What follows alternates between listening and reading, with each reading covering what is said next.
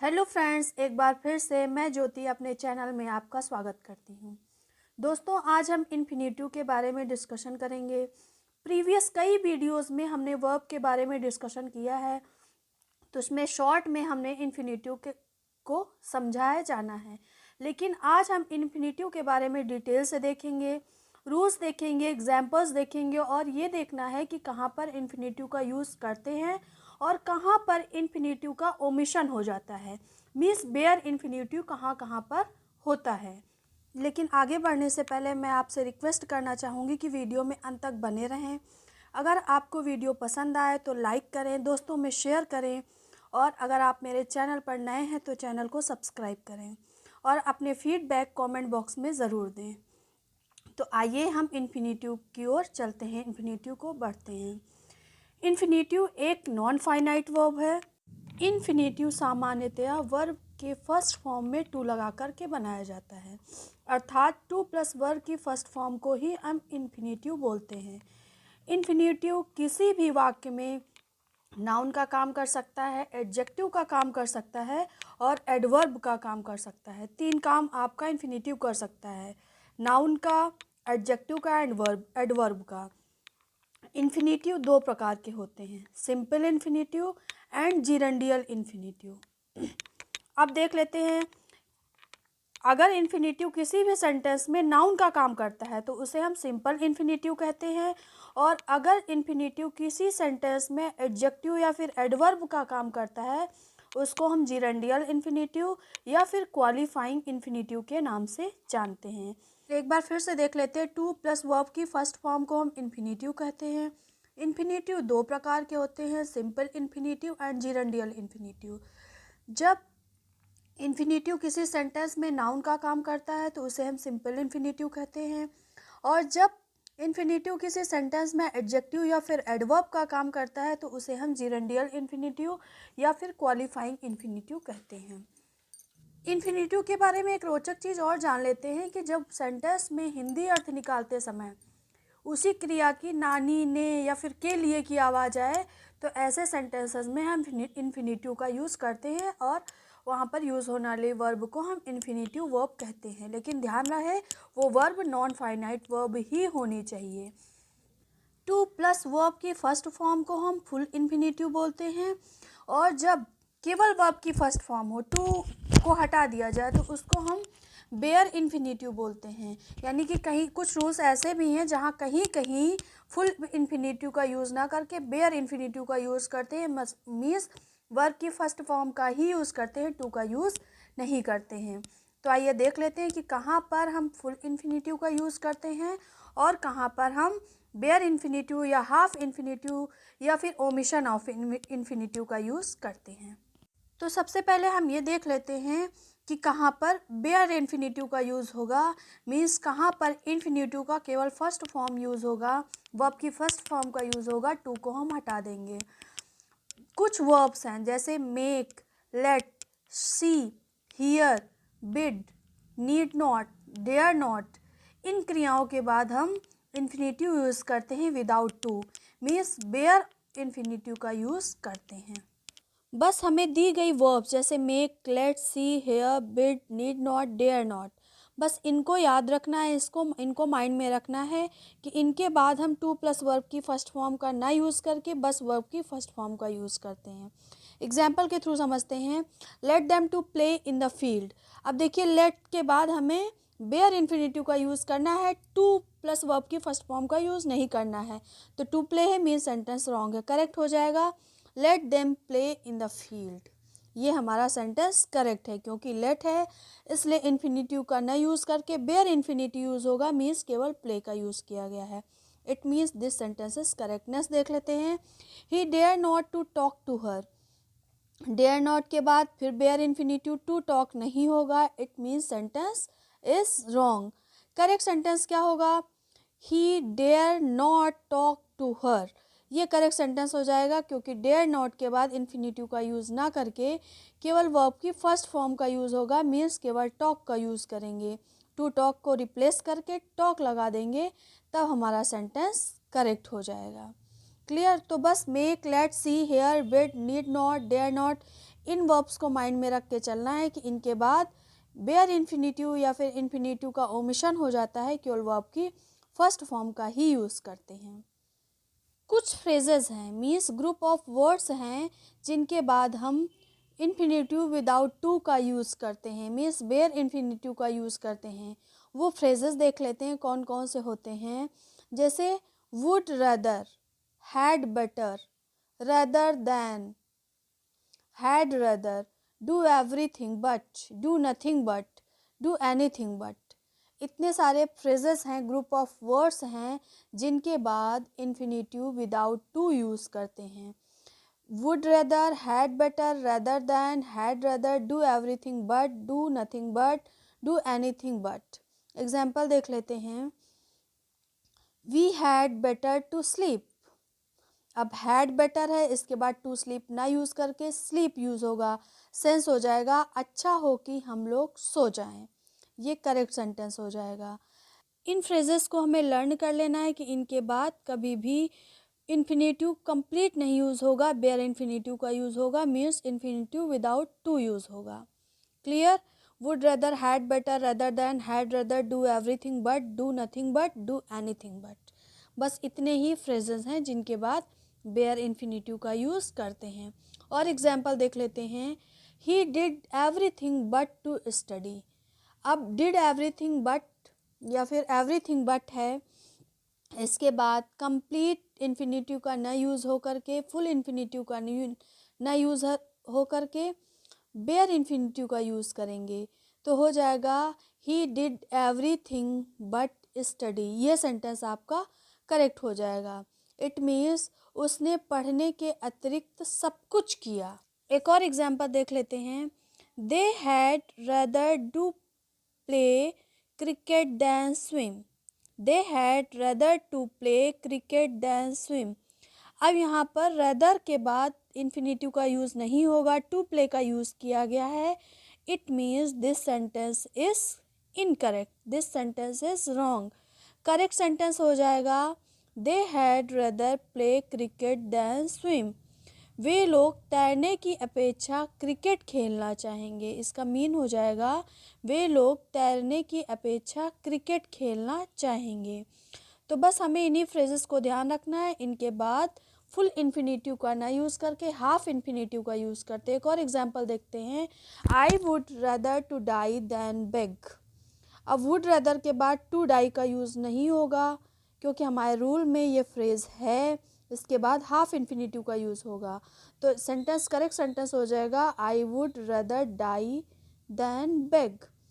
मैं भीख मांगने के बजाय मरना अधिक पसंद करूँगा। इसका मीन्स ये हो जाएगा। तो would rather, had better, rather than, had rather, do everything but, do nothing but, do anything but.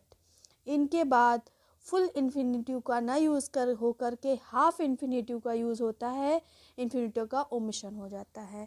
Rule number 3 देख लेते हैं। Model auxiliary verb. Model auxiliary पर ऑलरेडी एक वीडियो है जिसका लिंक डिस्क्रिप्शन बॉक्स में दिया गया है। मॉडल ऑक्सिलरी वर्ब्स के बाद फुल इन्फिनिटिव का नहीं यूज़ करते, हाफ इन्फिनिटिव का यूज़ करते हैं। मॉडल ऑक्सिलरी कौन कौन सी हैं? Shalls, will, can, could, would, may, might, must. इनके बाद बेयर इन्फिनिटिव का यूज़ करते हैं। It may to rain now, to rain नहीं होगा, it may rain now. This sentence is correct क्योंकि मे एक मॉडल वर्ब है। इसके बाद फुल इन्फिनिटिव का यूज़ नहीं होगा, विदाउट टू वर्ब आएगी। He can to climb up the tree. Can एक मॉडल वर्ब है, इसके बाद टू क्लाइंब नहीं होगा, ये सेंटेंस रॉन्ग है। करेक्ट सेंटेंस हो जाएगा he can climb up the tree. But modal verb के केस में हमें एक चीज़ और ध्यान रखना है कि ought to के साथ टू का प्रयोग हमेशा किया जाएगा। जब कभी भी ought to होगा तो उसके बाद टू लगाएंगे तब हमारा सेंटेंस करेक्ट होगा। अगर टू नहीं लगाएंगे, अगर हाफ इन्फिनिटिव का यूज़ करेंगे तो हमारा सेंटेंस इनकरेक्ट हो जाएगा। एग्जाम्पल इसका भी देखते हैं। ही ought go there। अब ought हमने सोचा कि मॉडल वर्ब है, ought है, इसके साथ हम टू नहीं लगाएंगे तो हमारा सेंटेंस रॉन्ग हो जाएगा। करेक्ट सेंटेंस होगा ही ought to go there। तो ought के साथ फुल इन्फिनिटिव का यूज़ करते हैं हमेशा, कीप इन योर माइंड। बाकी सारे मॉडल वर्ब के साथ हाफ इन्फिनेटिव, लेकिन ऑट के साथ फुल इन्फिनेटिव। अब फुल इन्फिनेटिव का कहाँ यूज़ करते हैं? अभी तक हम लोग पढ़ रहे थे कि हाफ इन्फिनेटिव का मीन्स बेयर इन्फिनेटिव का कहाँ यूज़ करेंगे।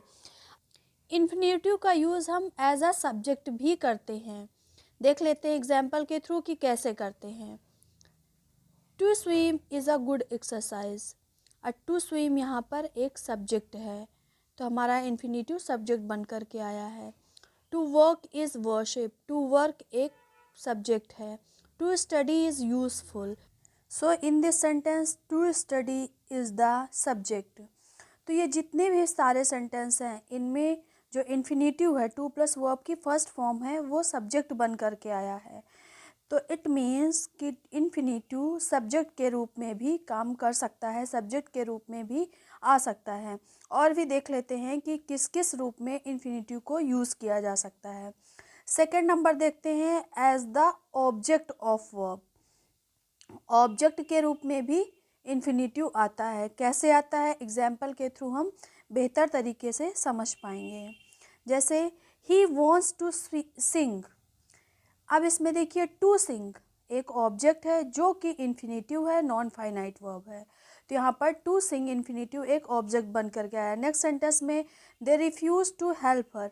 टू हेल्प इन्फिनेटिव है, ऑब्जेक्ट बन कर के आया है इस सेंटेंस में। तो यहाँ पर इन्फिनेटिव ऑब्जेक्ट के रूप में आया है। No one wants to die. To die infinitive है जो कि ऑब्जेक्ट बन कर के आया है। तो इन सेंटेंसेस में इन्फिनेटिव का यूज़ ऑब्जेक्ट के रूप में किया गया है। नेक्स्ट देख लेते हैं as the complement of verb. Complement के रूप में भी इन्फिनेटिव को यूज़ करते हैं। He is to go. To go sentence में कॉम्प्लीमेंट के रूप में आया है, सेंटेंस का कॉम्प्लीमेंट है। नेक्स्ट सेंटेंस देख लेते हैं his hobby is to collect stamp. उसकी हॉबी है स्टैम्प कलेक्ट करने की, उसकी हॉबी है। तो इस सेंटेंस में टू कलेक्ट एक कॉम्प्लीमेंट बन कर के आया है। कॉम्प्लीमेंट हेल्पिंग वर्ब के जस्ट बाद में जो वर्ब यूज़ की जाती है उसको हम कॉम्प्लीमेंट कहते हैं। यहाँ इन्फिनेटिव को एज अ कॉम्प्लीमेंट यूज़ किया गया है। His desire is to become an IAS।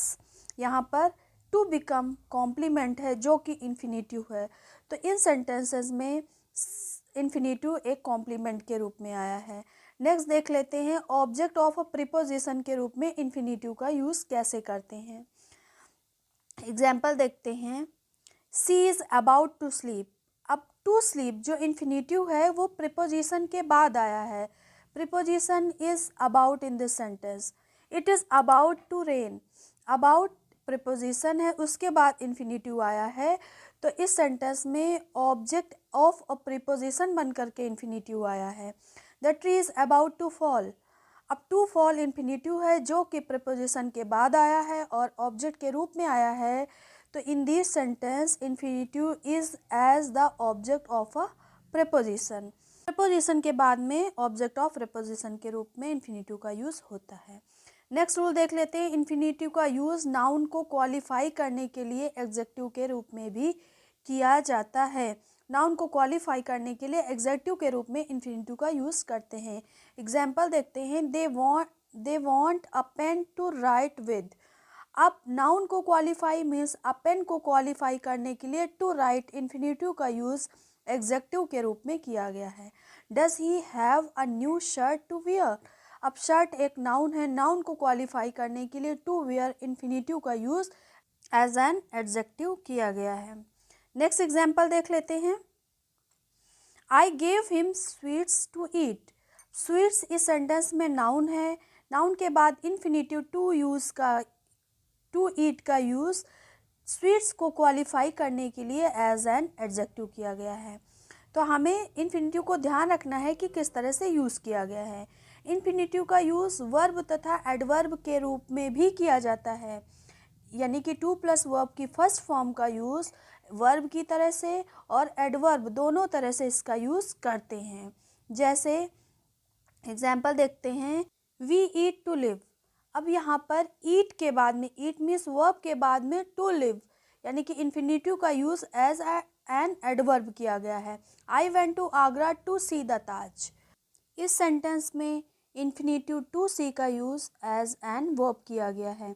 The apple is sweet to eat. To eat infinitive का यूज सेंटेंस में एज अ वर्ब किया गया है। He is too poor to buy a car. Infinitive का use, हाँ ये ध्यान रखना है कि इन्फिनेटिव हमेशा एक नॉन फाइनाइट वर्ब की तरह ही काम करेगी। एनफ के बाद इन्फिनेटिव का यूज़ करते हैं। कहीं भी एनफ होगा उसके बाद हम infinitive means to plus verb की फर्स्ट फॉर्म का यूज़ करते हैं। एग्जाम्पल देख लेते हैं। Sarika is intelligent enough for learning English. ये करेक्शन में आ सकता है, स्पॉटिंग एरर में आ सकता है, सेंटेंस करेक्शन में आ सकता है। Sarika is intelligent enough for नहीं होगा, टू होगा। लर्निंग नहीं होगा, लर्न होगा, तब सेंटेंस आपका करेक्ट हो जाएगा। Sarika is intelligent enough to learn English. ध्यान रखना है कि एनफ के बाद infinitive means to plus verb की फर्स्ट फॉर्म का ही यूज़ होगा, तभी हमारा सेंटेंस करेक्ट है, अदरवाइज सेंटेंस इनकरेक्ट माना जाएगा। एक और एग्जांपल देखते हैं। She is bold enough facing him. अब फिर से एनफ के बाद वर्ब की आईएनजी फॉर्म है, तो इट मीन्स ये रॉन्ग है।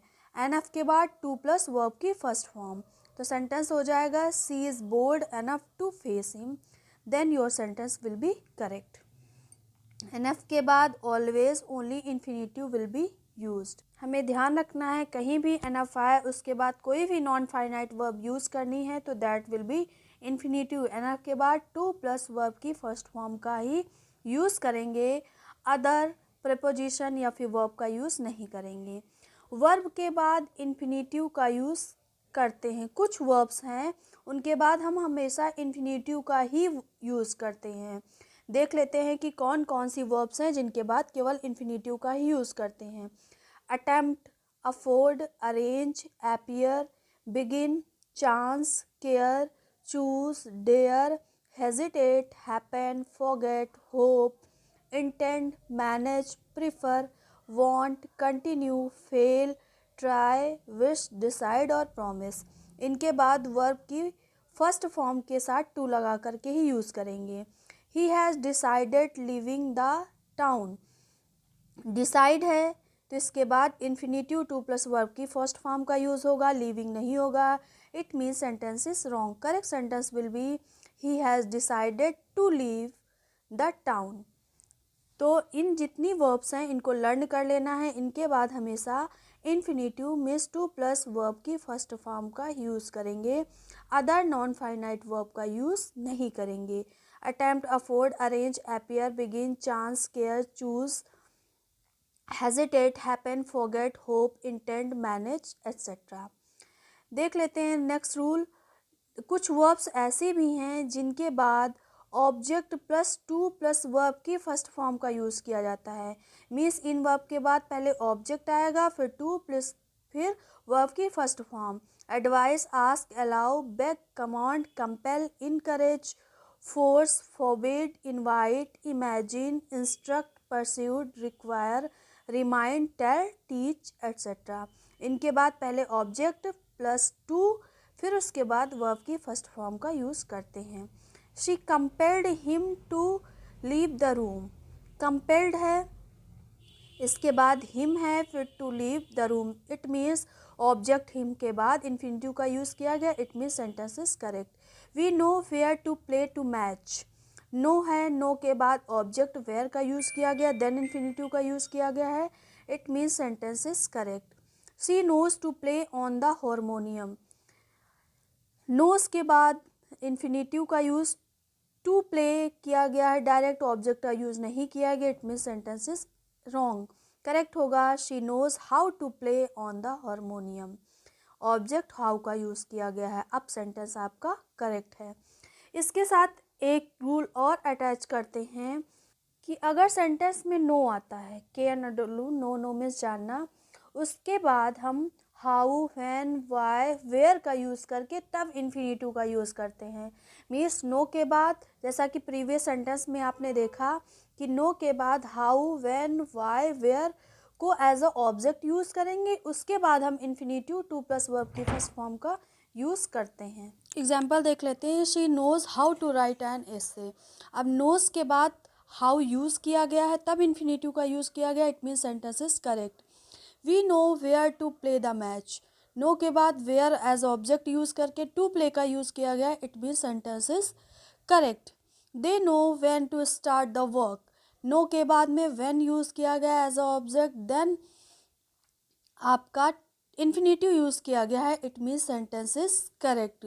तो नो के बाद एज एन ऑब्जेक्ट हम हाउ व्हेन वाई वेयर का यूज़ करके तब इन्फिनेटिव का यूज़ करेंगे, then sentence will be correct.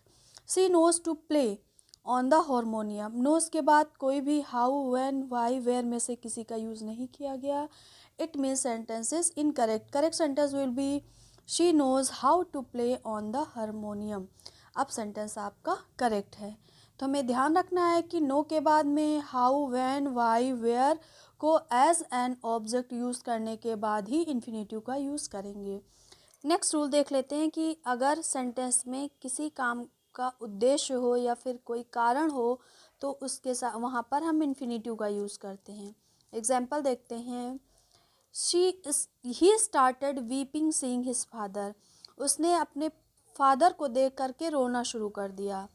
तो इसमें कारण ये है कि फादर को देख करके रोना शुरू किया, तो सीइंग ना हो करके टू सी यूज़ किया जाएगा। He started weeping to see his father, now this sentence is correct. क्योंकि उद्देश्य जो है वो देख करके ही किया जा रहा है, वीपिंग रोया, देख करके ही रोया जा रहा है। Sita came here for reading, अब यहाँ पर पर्पस क्या है, सीता केम हियर, सीता यहाँ आई, किस लिए आई, पढ़ने के लिए आई है, तो उद्देश्य उसका क्या है, पढ़ना, तो इसलिए उसके साथ हम इन्फिनेटिव टू रीड का यूज़ करेंगे। क्लियर। जब सेंटेंस में उद्देश्य हो, कोई कारण हो, तो उसके साथ में हम इन्फिनेटिव का यूज़ करते हैं। सेंटेंस देख करके हमें ध्यान रखना है कि जिस उद्देश्य से काम किया गया हो, जिस कारण से किया गया हो, उसी को हम इन्फिनेटिव में चेंज कर देते हैं। दोस्तों आज के वीडियो में बस इतना ही। आई होप आपको सारे कंसेप्ट क्लियर हुए होंगे। तो वीडियो को लाइक करें, फ्रेंड्स में शेयर करें और अपना फीडबैक कमेंट बॉक्स में ज़रूर दें। चैनल पर नए हैं तो चैनल को सब्सक्राइब करें and hit the bell icon, जिससे हर छोटे बड़े वीडियो का नोटिफिकेशन आप तक पहुंचता रहे। Thanks for watching, thank you.